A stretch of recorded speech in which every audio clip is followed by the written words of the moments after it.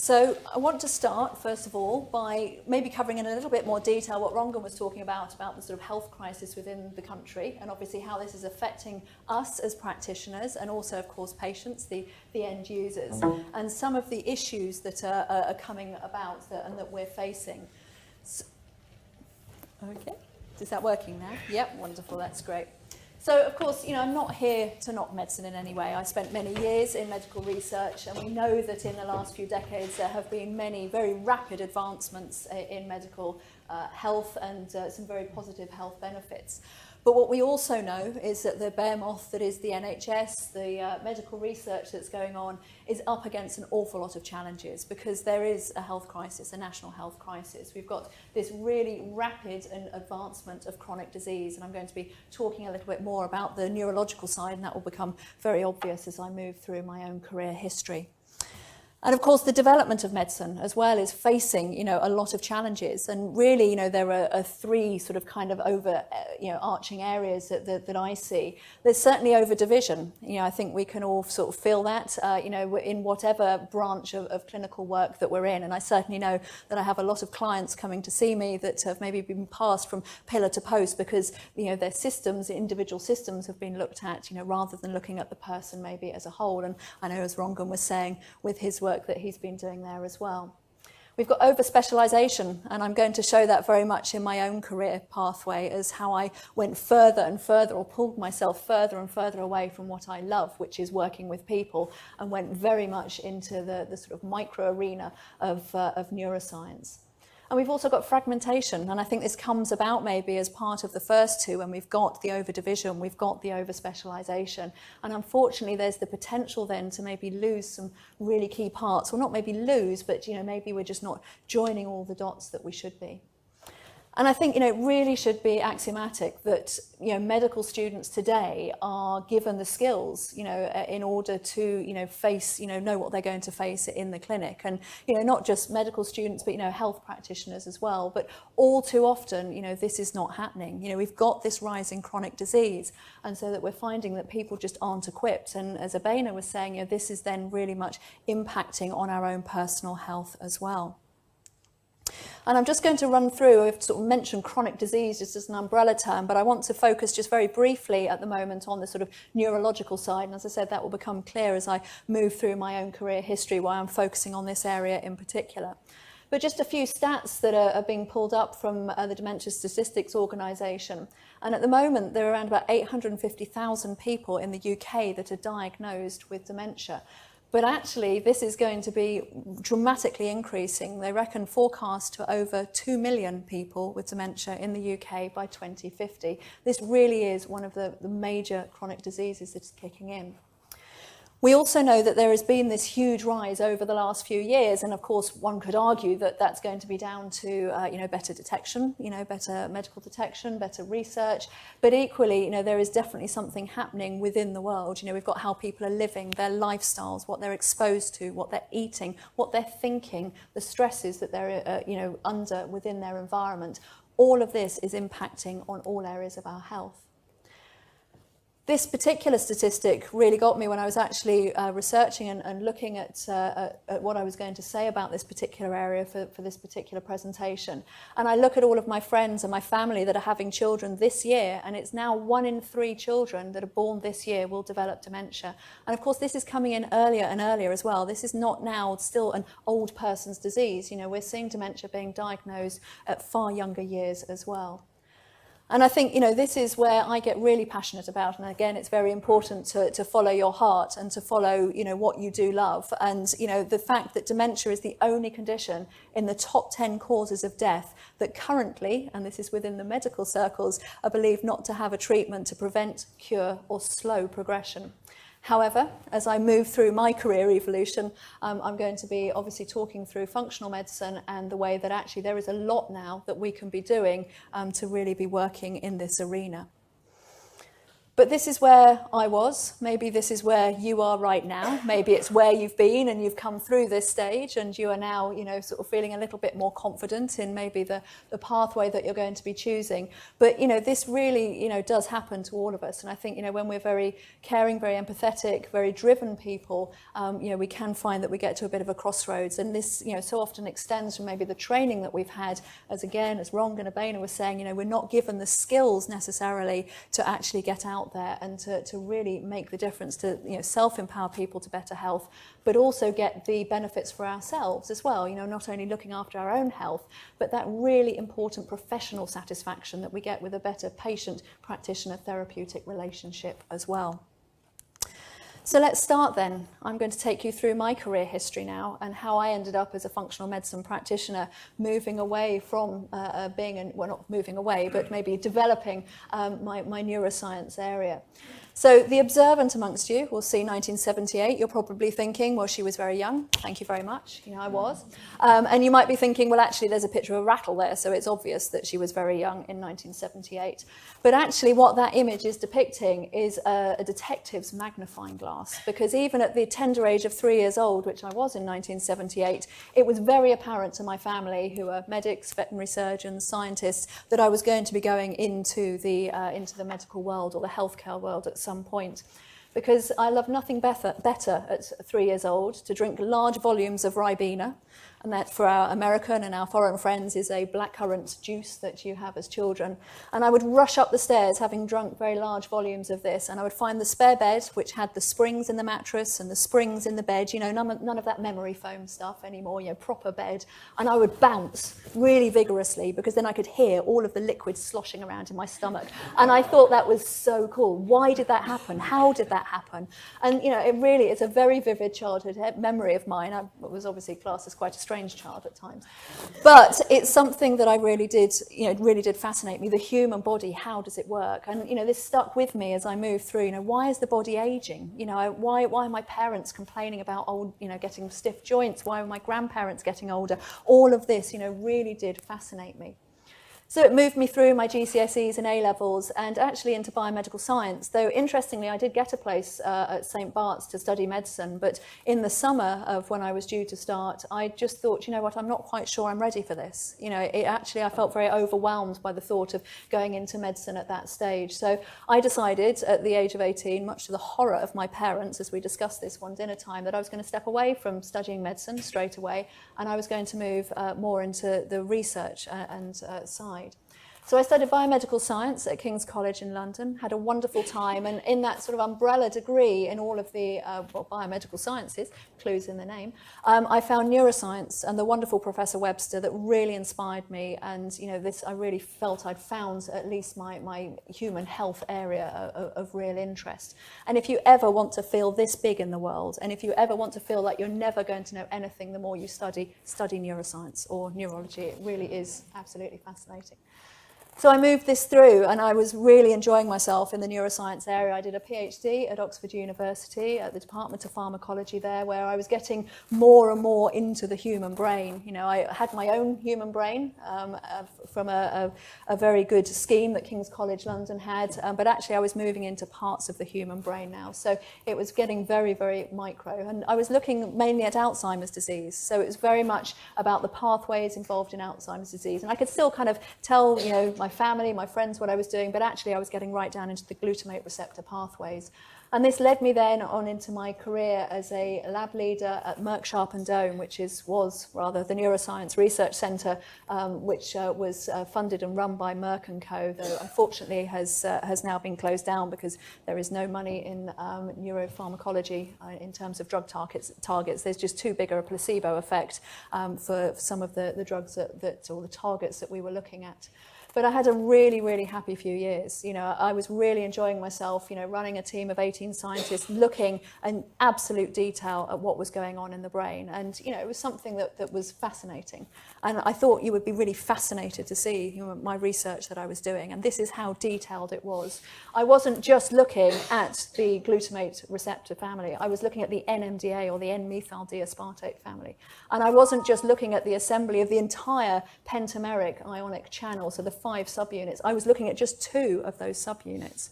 And I wasn't just looking at the entire protein sequence of those subunits, 2 subunits. I was looking at the cassettes of amino acids within the N-terminus. I can see you're all fascinated, of the NR1A and the NR2A subunit. So I'm now going to do a spoiler alert. If you don't want to know what happens, if you decide that on your way home this evening, if you decide that after the presentation you want to rush out and start looking at some of the seminal work which I presented around the world at various international meetings on these glutamate receptors, then block your ears now. I will wave my hand when I'm done. I see a few people, that's really good. So the spoiler alert is, does the NR1A subunit assemble with the NR2A subunit to form this functioning NMDA receptor? Yes, it does. And that, my friends, was 6 years of my life. Now, what can I say? I was a strange child. So, it's something that I am really proud of. Don't get me wrong. This is seminal research. This research is still being carried on. It's still being developed. There were various PhD students after myself. I was working with teams looking at this. It's really important to understand what is happening in the brain. Understanding these glutamate receptor pathways. These are really key. But actually, it wasn't doing what I love. It really wasn't. And it was something that, left me still confounded. How can I actually make a difference? How can I make an intervention? It's all very well if I know which amino acids in the N-terminus of the NR1A subunit are a problem. But that doesn't help me help directly somebody with Alzheimer's disease. So this got me thinking, and actually my hand was forced in terms of my career change. I wasn't given the luxury of some time to think about it particularly and develop my ideas, because I suffered from burnout. There was no doubt that the career that I'd chosen, I was working for an American company and I was traveling to the States an awful lot. I was working in a very high-pressured environment. It actually led me to burnout. And so my hand was forced, and one might say it was a very bleak time, and it was a very difficult time because it was a very fast, very debilitating illness, and I had to totally reconsider what my whole lifestyle, not just my career.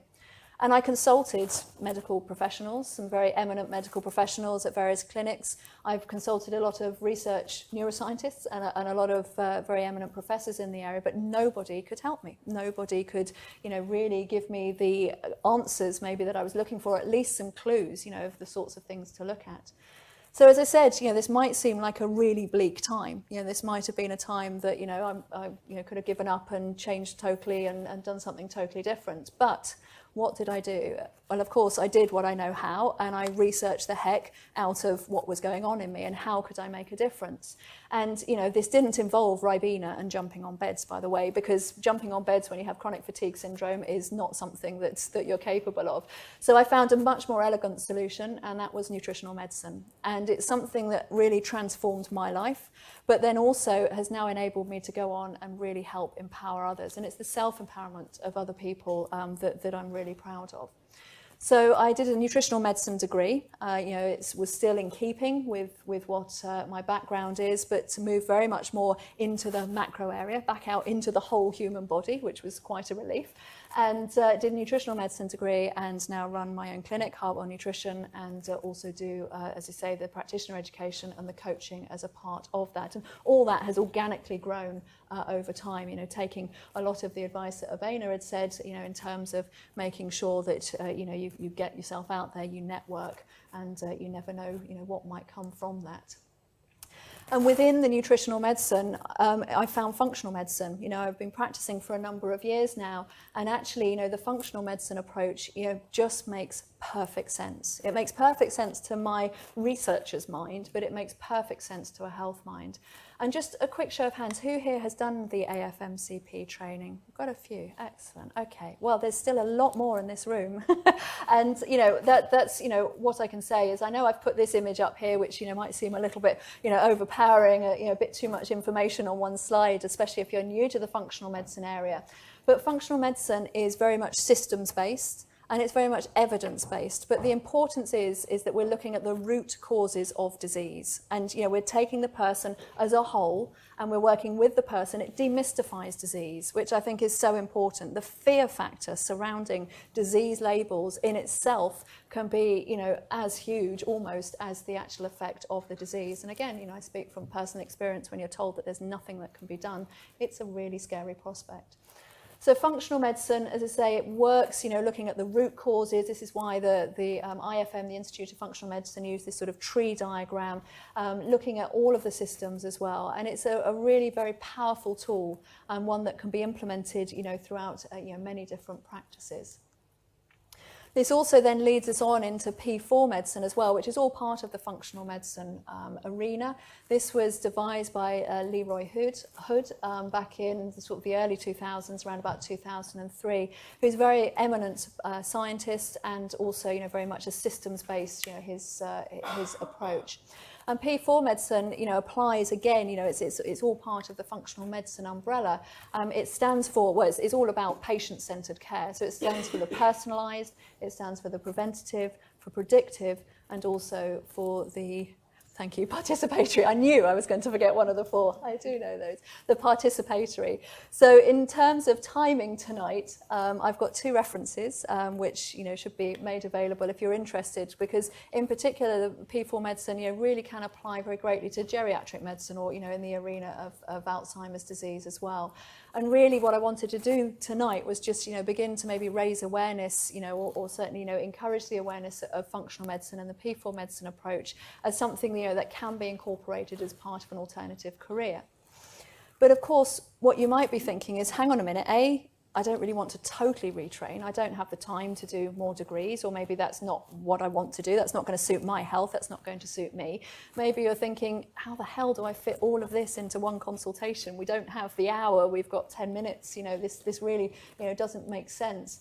But it's about integration. So it's not just integrating what's happening within the patient and putting the patient first and working with them. It's integrating within a chronic care team as well. I don't work on my own. I don't do everything, within my practice, within the referrals. I work with GPs. I certainly work with a lot of structural bioenergetic practitioners, osteopaths, chiropractics, acupuncture as well has been a really big find.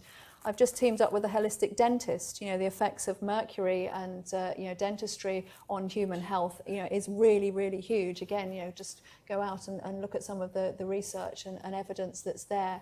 So it's about working as part of a team.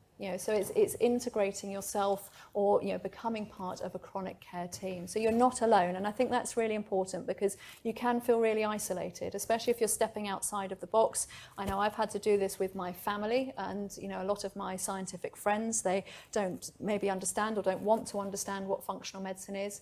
My darling brother, who I'm very close to, who is a GP, he's just finished his GP training, so he's now practicing in the Oxford area. We just have to not talk about functional medicine at the moment. But I'm assured by all the GPs that I've spoken to at AFMCP, and I'm sure you hear, that his time will come, and soon he will be knocking on my door and wanting to know all about functional medicine.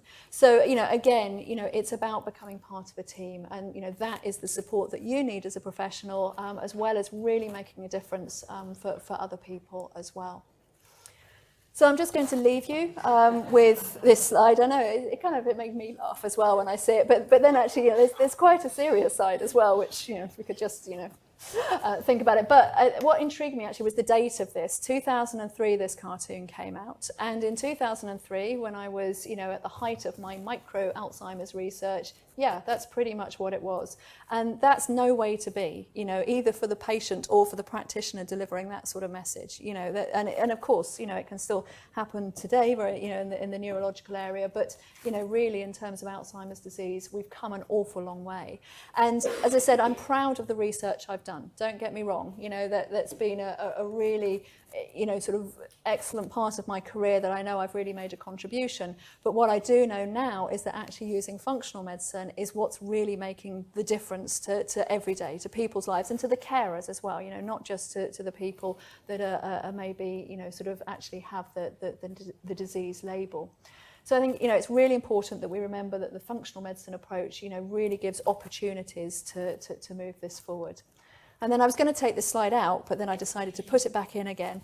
And again, you know, it's something I like to remind myself, you know, that if I keep doing the same thing over and over again and expecting a different outcome, then I really must be getting quite mad. And it's a quote that Einstein said, obviously, a number of years ago. And, you know, it really does play true. If we want to make a difference, then we're going to have to take a little bit of risk. We're going to have to step outside of our comfort zone. But actually, the rewards when you do step outside of your comfort zone are absolutely huge. And there's a lot of excellent training, as I said, the Institute of Functional Medicine, there's a lot of CPD opportunities. We've got AFMCP coming up next year now, October next year. So there's a lot that, you know, we can all be doing to really, you know, make sure that we get, you know, both the satisfaction of helping patients, but also that we're looking after ourselves as practitioners as well. So thank you very much for listening, and I look forward to taking your questions later.